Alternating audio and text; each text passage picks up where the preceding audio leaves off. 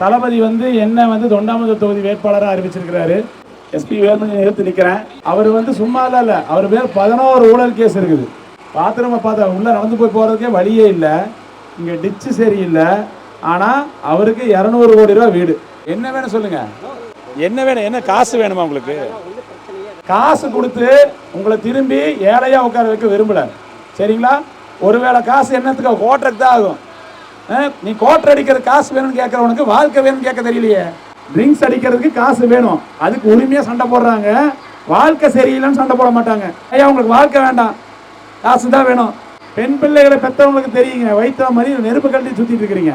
இருட்டான இடத்துல எப்படி பெண் பிள்ளை நடக்க முடியும்? ஏங்க அப்படி ஒரு மோசமான ஆட்சி கொடுத்துட்டு எல்லா தப்பையும் பண்ணிட்டு உங்களுக்கு 2000 ரூபாய் காசு கொடுத்தா நீங்க சந்தோஷமா விட்டுருவீங்க, அப்படித்தானே? மனசாட்சியோட யோசிச்சு பாருங்க. நாளைக்கு உங்க குழந்தைங்க நல்லா இருக்கணும். 2000 ரூபாய் காசை கொடுத்தீங்கன்னா அவர் கேட்கிறாரு, காசை வாங்கிட்டு நீங்க சந்தோஷமா ஒரு நாள் தருவீங்க. அத்தனை நாளைக்கு பாத்ரூம் போவீங்களா? உங்களுக்கு வேலை வாய்ப்பு கொடுத்தா நீங்களா சம்பாதிப்பீங்க, உங்களுக்கே காசு கையில வரும், நீங்களா சாப்பிட முடியும், உங்களுக்கே வீடு கட்டிக்க முடியும், உங்களுக்கே எல்லாமே ஏற்பாடு பண்ணி நீங்களே பண்ணிக்குவீங்க.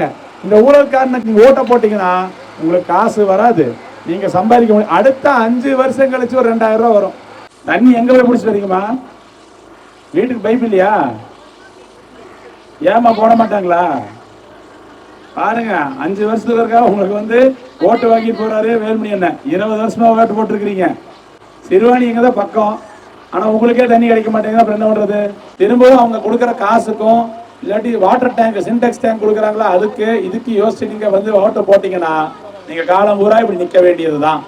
நல்ல ஒரு வாழ்க்கையை வாழ்ந்துட்டு அதை விட்டுட்டு உங்க ஓட தோளோட தோளா நிக்கணும்னு நினைக்கிற தளபதிக்கு போடணுமா, இல்ல கீழே இருந்த வாழ்க்கையில இருந்து மேல ஓடுறதுக்காக ஏரோப்ளேன்ல ஏறி பறந்து போகணும்னு நினைச்சு 200-300 கோடி ரூபாய் வீட்டுல வாழணும், குழந்தைகளுக்கு வைரமால ஓட்டு கல்யாணம் பண்ணணும்னு நினைச்சு தங்க தட்டுல படுத்து வரங்கிற இன்னொருத்தருக்கு ஓட்டு போடணுமா?